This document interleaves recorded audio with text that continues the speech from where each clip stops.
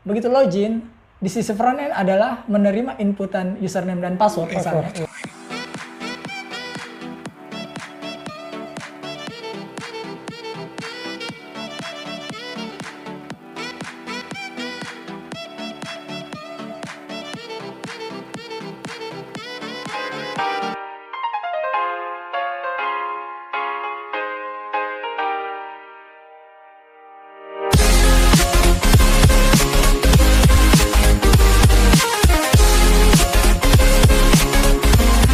Assalamualaikum warahmatullahi wabarakatuh. Salam sejahtera buat kita semua.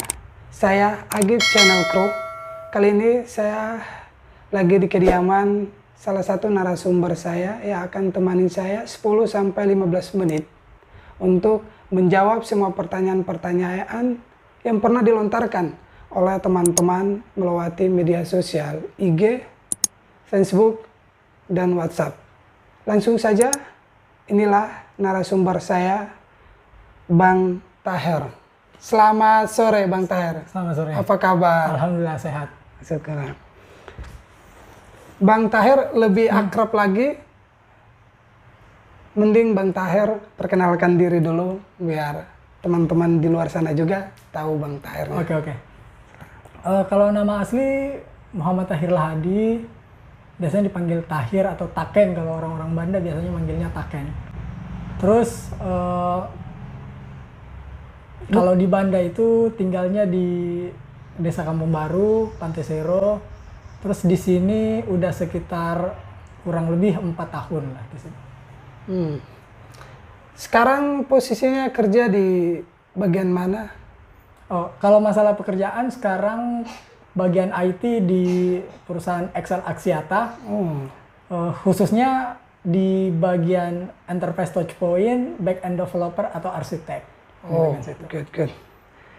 Ini Bang Taher, ada kemarin saya pernah update video kita berdua juga, banyak yang respon positif. Oke, video yang sebelumnya itu ya? Iya, mereka ingin bertanya tentang seputar ilmu IT. Mungkin teman-teman di sana yang belum mengerti pas mau lakukan sesuatu ataupun coding dan lain-lain hal.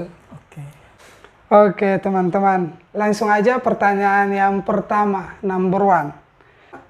Pertama, coding menggunakan C++. Apakah ada yang lebih baik dari C++? Oke, kalau kita mau belajar coding itu, yang pertama itu harusnya kita cari tahu dulu. Sekarang itu kita mau coding di bagian mana? Soalnya kalau kita bahas masalah pemrograman itu udah luas banget sekarang. Oh, iya. Ada yang mau di bagian web, ada yang mau bagian mobile programming, ada yang di bagian back-end developer. Jadi kalau misalnya kita udah tentukan, saya itu lebih cocok di mana, misalnya mobile. Mobile programming itu kita harus cari tahu, cocoknya itu saya sukanya di yang Android atau iOS atau iPhone kan. Jadi di situ kita harus cari tahu dulu, lebih cocok dengan kita itu yang mana. Ternyata kita lebih tertarik di Android misalnya. Ya, contoh.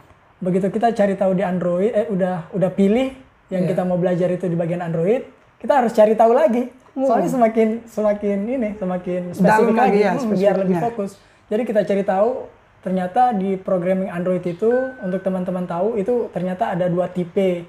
Tipe yang pertama itu ada native programming, yang kedua ada hybrid programming. Kita harus tentukan lagi tuh, mana yang lebih cocok. Kalau udah pas misalnya, saya mau fokus di yang native aja deh. Nah, begitu udah tentukan di native, baru kita cari tahu bahasa pemrograman yang di native itu apa aja. Ternyata ada 2, Java atau Kotlin sekarang yang baru. Oh, Kotlin ya. Misalnya suka bahasa pemrograman baru untuk developer yang baru mau belajar, teman-teman yang baru mau belajar, saya sarankan mending yang Kotlin aja. Khusus untuk mobile tadi dan native ya. Misalnya kita udah cari tahu lebih cocok di mobile programming. Terus kita udah cari tahu yang mana lebih cocok, yang native atau yang Android atau yang iOS. Kalau udah tentukan Android misalnya, kita harus cari tahu yang native atau hybrid. Kalau kita udah tentukan yang native misalnya, kita harus cari tahu mana yang lebih pas. Kalau saya sarankan untuk mobile programming yang native, mobile Android programming yang native disarankan pakai Kotlin. Karena Kotlin itu yang pertama bahasa pemrograman baru dari dia termasuk bahasa pemrograman baru. Yang kedua, dia juga disupport full oleh Google yang merupakan developmentnya Android sendiri. Jadi itu disupport full. Baik. Yang ketiga juga bahasanya itu mudah untuk kita pelajari. Oh iya. Oke, itu aja. Itu aja. Oke, baik, itu ya pertanyaan yang pertama. Langsung aja ya pertanyaan yang kedua. Aduh, salah lagi.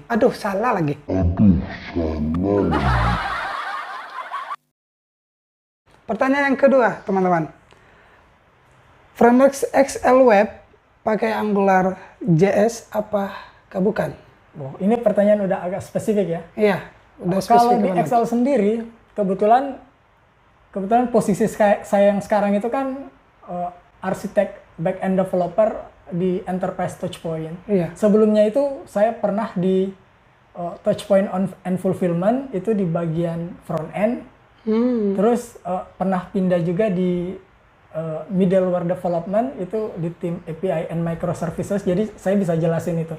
Jadi di Excel itu sebenarnya programmernya itu banyak, tergantung dari tipe-tipe yang tadi saya bilang. Iya, kalau yang di bagian front end itu banyak juga, nggak cuma satu. Jadi yang front end itu ada yang web, ada yang mobile. Kalau yang web itu salah satunya kita tetap pakai Angular, tapi ada juga yang nggak pakai Angular, kita pakai framework CI, kita ada juga yang pakai framework Laravel. Itu tergantung dari timnya masing-masing. Sedangkan kalau back-end-nya sendiri itu kita pakai Go, ada yang Node.js, ada yang Spring Boot, itu yang kita pakai di sisi back-end-nya. Oke. Nah, ya tadi yang pertanyaan kedua itu dari si Joki. Ya, saya Joki. lupa Semoga menjawab ya Joki. sebut namanya. Ya. Langsung aja pertanyaan yang ketiga. Ya, ini dari Andi. Dari Andi, ya.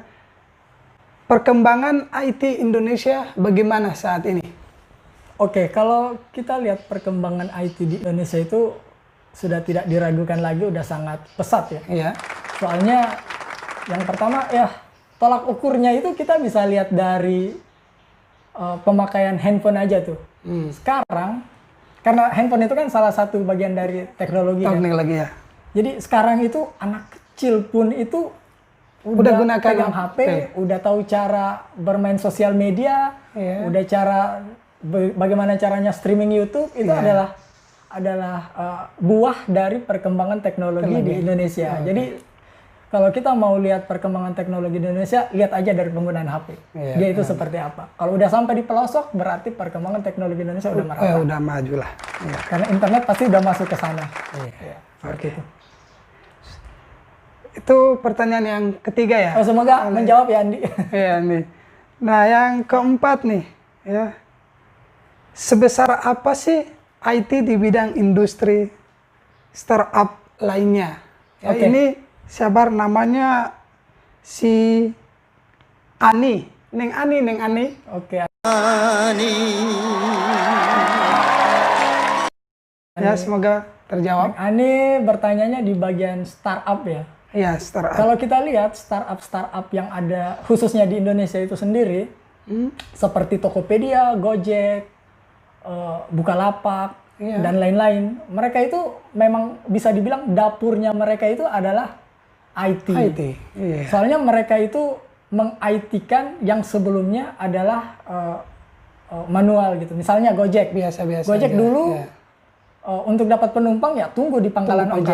Begitu hadirnya ojek, dia memanfaatkan IT untuk mempermudah tukang ojek mendapatkan penumpang. Benar. Terus mempermudah penumpang untuk dapat tukang ojek. Ya seperti itu. Terus untuk pembayarannya sebelumnya itu menggunakan cash yang benar-benar uang. Sekarang udah bisa manfaatkan e-money seperti GoPay misalnya, OVO. Terus ada link aja yang plat merah punya pemerintah. Jadi seperti itu. Jadi memang startup sekarang itu itu benar-benar dapurnya adalah IT. Contohnya juga Tokopedia atau Bukalapak. Sebelumnya orang jualannya kan di warung-warung. Iya, di warung. Tapi begitu hadirnya Tokopedia, orang nggak perlu keluar rumah untuk belanja. Tapi manfaatkan teknologi dari Bukalapak atau Tokopedia buat belanja sesuatu sesuai yang diinginkan. Jadi dapur dari startup itu bisa dibilang adalah IT. Oke, baik, terima kasih. Lanjut ke pertanyaan yang kelima ya. Ini dari Ardiansa Motorejo. Ini hacker diam-diam nih, hacker. Ya. Bedanya development sama programmer dengan teknik cyber security. Oke. Cyber. Sebenarnya itu bukan development ya, harusnya developer. Karena programmer itu bandingannya adalah developer, bukan development.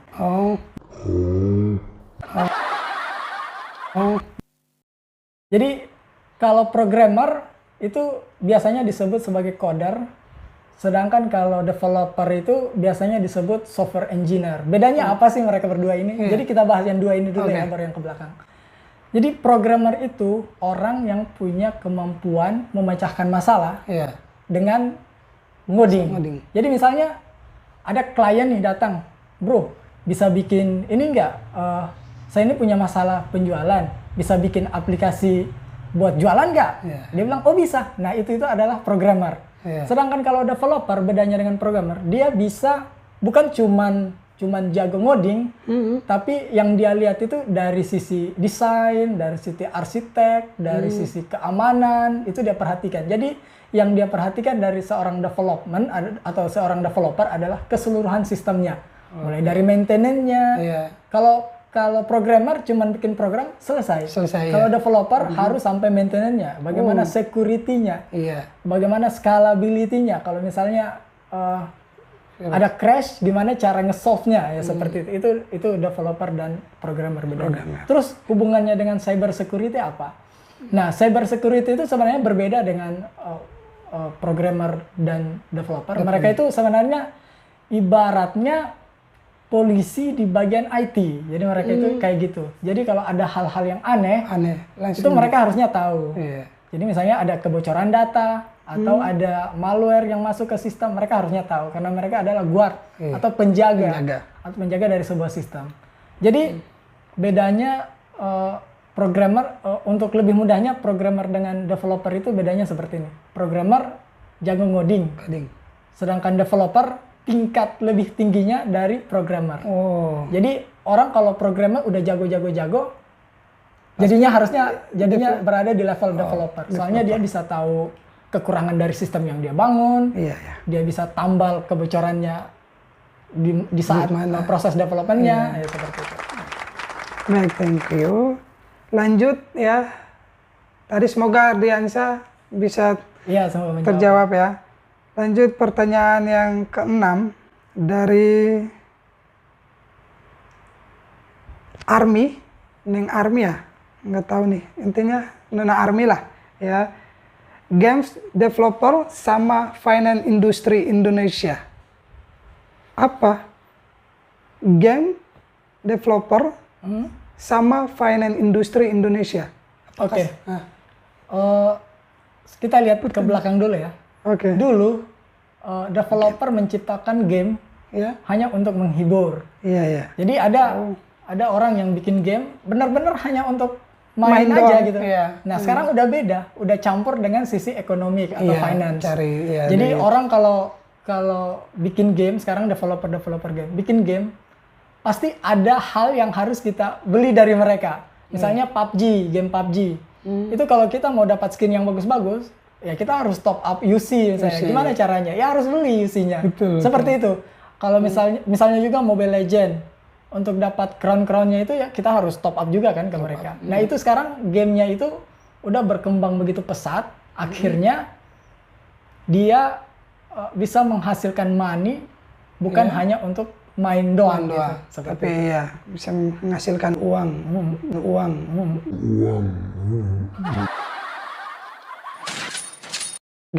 Uang guys. Betul. Oke, thank you. Lanjut ya. Untuk pertanyaan yang ke-7, ini dari Bang Ari. Dia bertanya bahasa terpopuler di tahun 2020 bahasa programmer nih ya maksudnya. Kalau bahasa yang terpopuler itu seingat saya ya, waktu itu terakhir saya sempat baca itu 2 atau 3 bulan yang lalu, itu yang terpopuler itu masih Node.js. Kenapa Node.js? Alasan pribadi saya ya, kenapa Node.js yang terpopuler di dunia sekarang. Yang pertama, Node.js itu basic bahasanya adalah JavaScript. Yang kedua, awalnya Node.js itu bukan Node.js, JavaScript itu dikembangkan hanya untuk sisi front end. Tapi dengan adanya Node.js, dia akhirnya bisa diimplementasi di sisi back end. Jadi itu kenapa mudah, karena memang yang tadi basicnya itu adalah JavaScript. Rata-rata kalau developer terbanyak kan udah pasti web developer kan. Rata-rata developer web itu tahu penggunaan dari JavaScript yang merupakan dasar dari Node.js. Kemudian saya nambah lagi ya. Boleh. Kemudian untuk bahasa baru yang terpopuler adalah Kotlin. Kotlin itu bahasa yang tadi sudah saya bilang, bahasa yang disupport oleh Google dalam pengembangan native programmingnya Android. Jadi dia sekarang udah mulai populer. Soalnya yang pertama itu salah satu kelebihan dari Kotlin itu dia sangat possible untuk merging dengan bahasa Java. Bahasa Java itu kan rata-rata orang pada tahu kan, developer itu rata-rata tahu bahasa Java. Nah, jadi dia sangat support banget untuk di merging dengan bahasa Java tadi itu Kotlin. Dan bisa dibilang sangat sangat mudah juga sih, soalnya disupport oleh Google dan dokumentasinya itu cukup lengkap. Seperti itu. Oke, baik. Terima kasih. Ini soal yang ke-8 kita lanjut ya. Soal atau pertanyaan ini? Pertanyaan. Kalau soal berarti ujian. Iya, ujian. Tududu.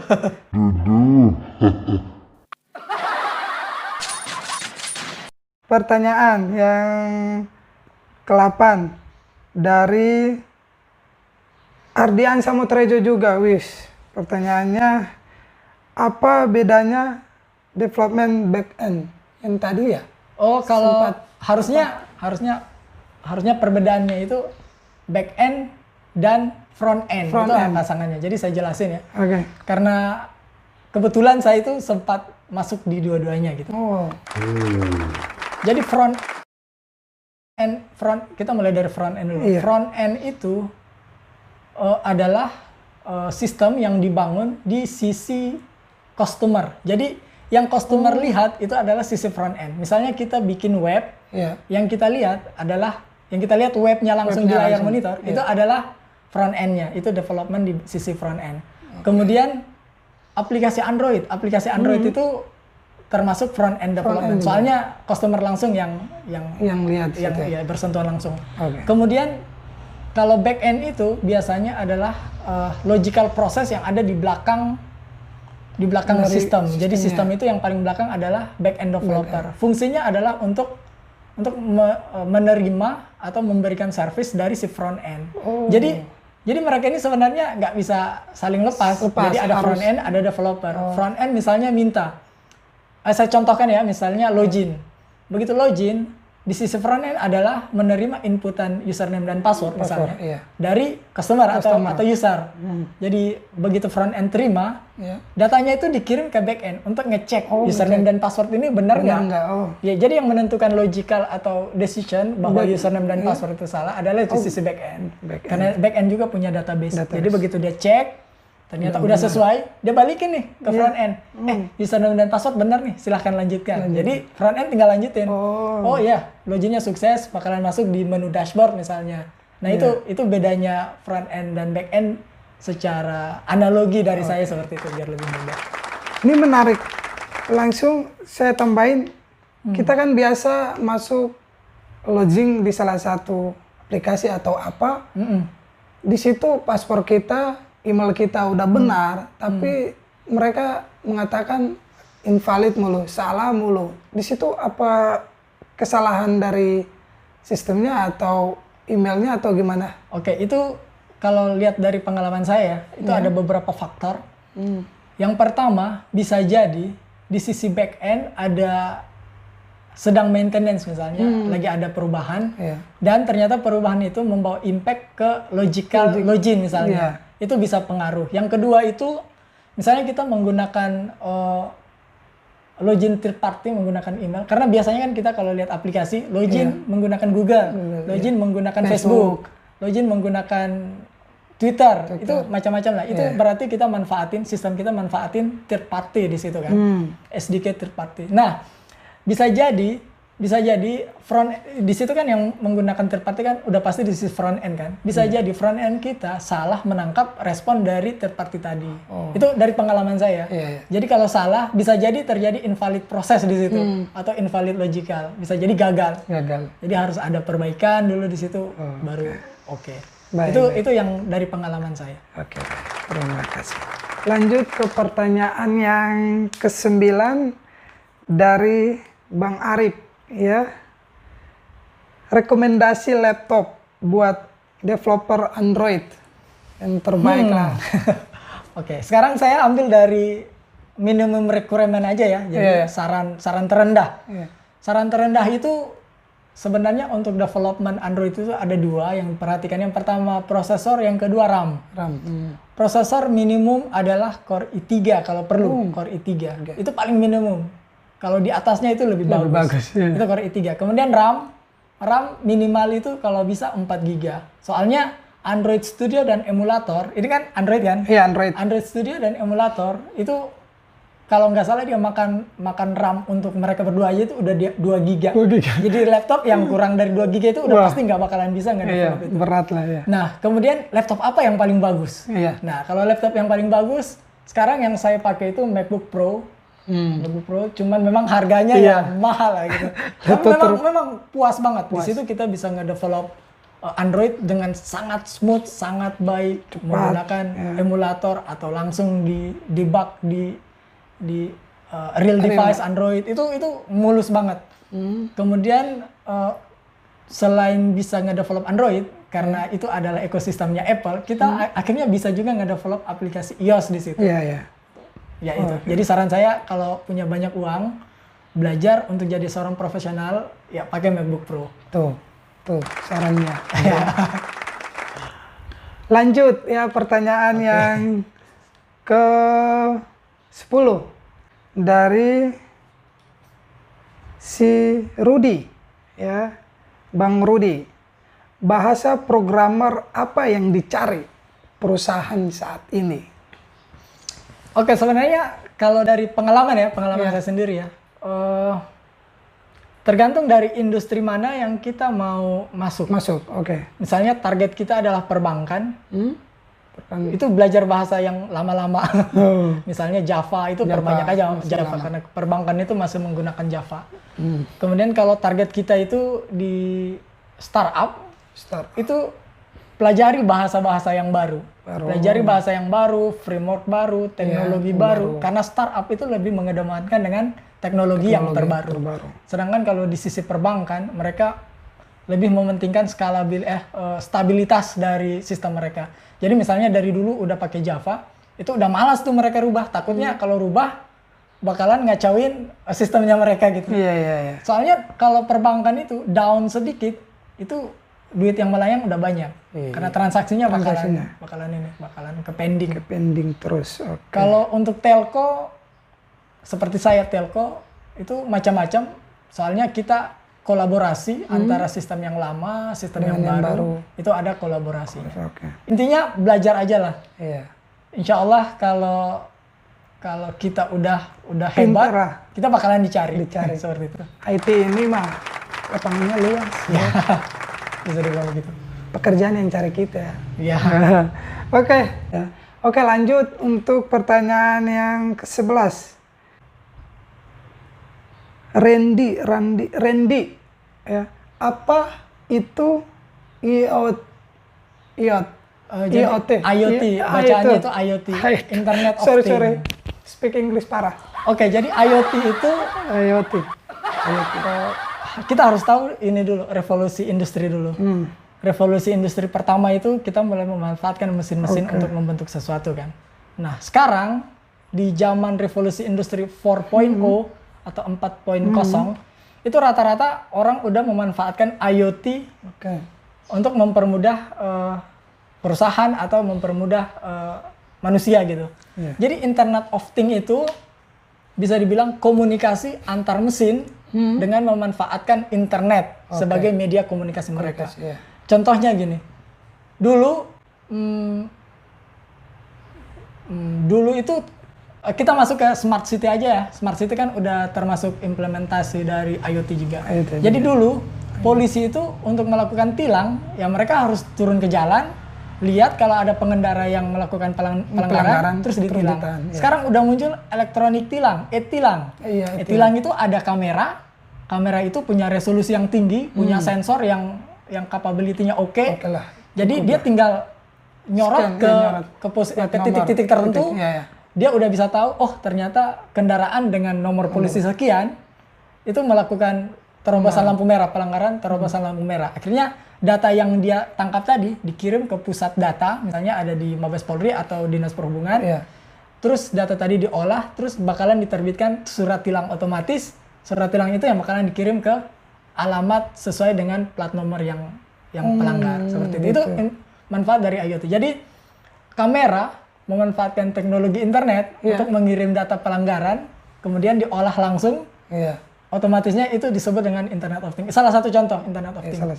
Contohnya lagi misalnya pemanfaatan internet terhadap kulkas, AC misalnya. Jadi misalnya kulkas ini dia bisa deteksi, oh barang di sini udah kosong nih. Jadi dia harus kurangi dayanya. Misalnya dinginnya itu dikurangi atau panasnya itu ditingkatkan dikit. Kemudian AC misalnya smart AC. Smart AC itu kita bisa kontrol via smartphone, atau smartphone itu kan berarti komunikasi antara smartphone dan AC kan.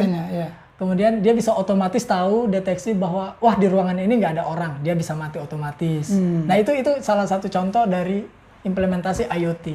Dan definisi IoT harusnya udah ada di dalam situ kan. Intinya IoT itu komunikasi antar benda melalui media internet seperti itu. Baik. Ini satu pertanyaan lagi, pertanyaan terakhir. Ini pertanyaan yang ke-12 ya, 12. Tips untuk mulai belajar programmer. Kalau tips dari saya sih, pertama, kalau kita mau belajar pemrograman, dasar dari pemrograman adalah algoritma. Permantap dulu algoritma.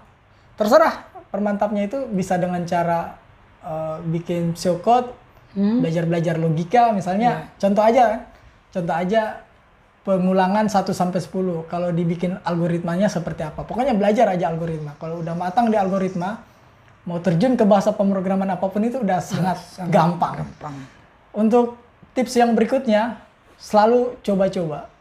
Apapun itu coba coding terus. Soalnya coding itu kalau nggak diterusin itu bakalan lupa. Jadi kalau untuk jadi mahir selalu coba. Ada proyek apapun coba. Semakin banyak problem yang kita hadapi, semakin kita tahu. Semakin banyak error yang kita temukan, itu semakin bikin kita itu hebat gitu. Karena kita bakalan tahu ranjau-ranjaunya itu di mana. Jadi mungkin 2 tips itu udah cukup kayaknya. Soalnya yang pertama itu dasarnya, yang kedua itu implementasi langsung. Harus banyak coba, diusahakan ketemu sebanyak mungkin error.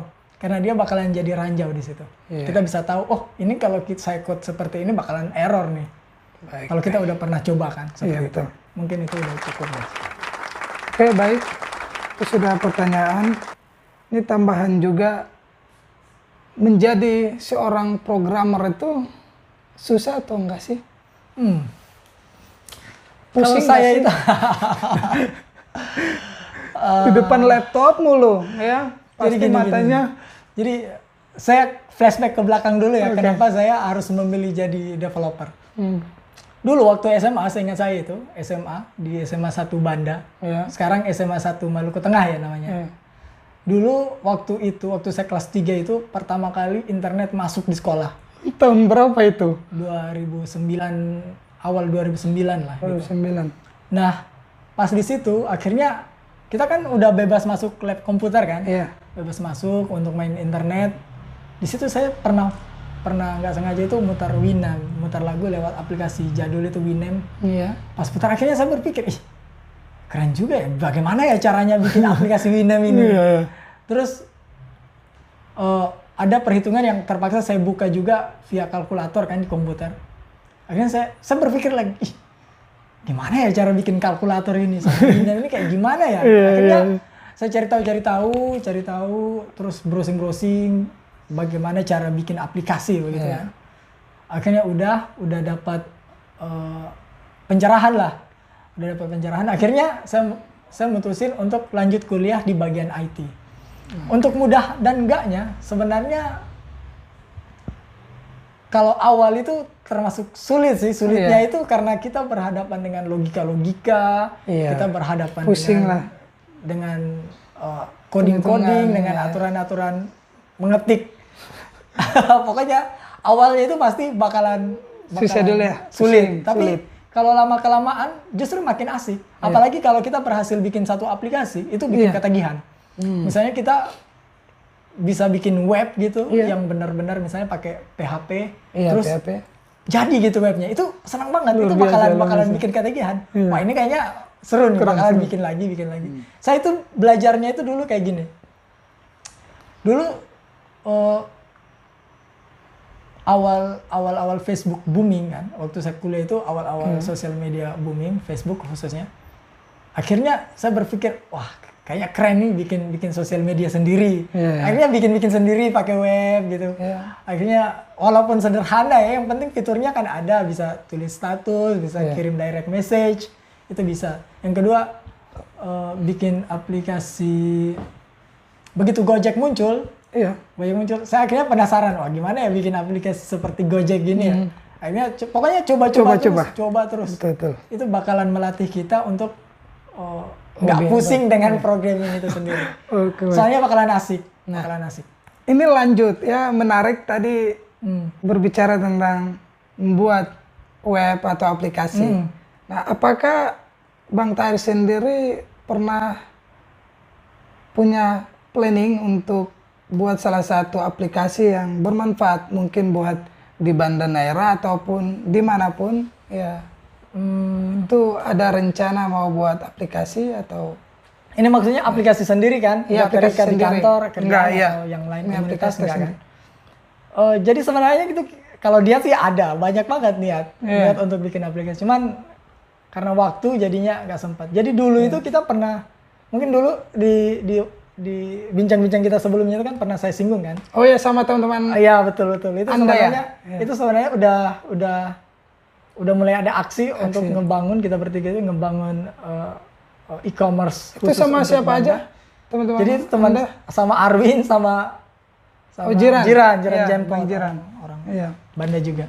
Jadi kita sempat bikin setengah jalan karena waktu udah nggak ada waktu lagi lah gitu. Akhirnya masih kita lepas gitu aja.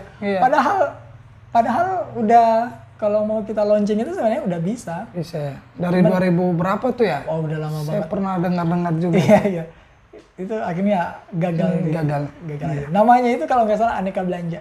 Kita bikin Aneka Belanja. Dulu itu memang e-commerce baru mulai berkembang. Tokopedia, Bukalapak itu baru muncul. Akhirnya kita mau bikin khusus untuk Banda doang. Jadi coveragenya itu hanya untuk orang-orang Banda. Oh, Banda Neira seputar Banda Neira dan Banda besar gitu. Betul. Apa bisa keluar ke Ambon atau gimana? Kalau aksesnya bisa. Tapi untuk transaksinya kita masih di Banda. Kita rencananya masih di seputar Banda. Itu sistemnya gimana? Contohnya kayak jualan apa di sana kan pala gitu ya?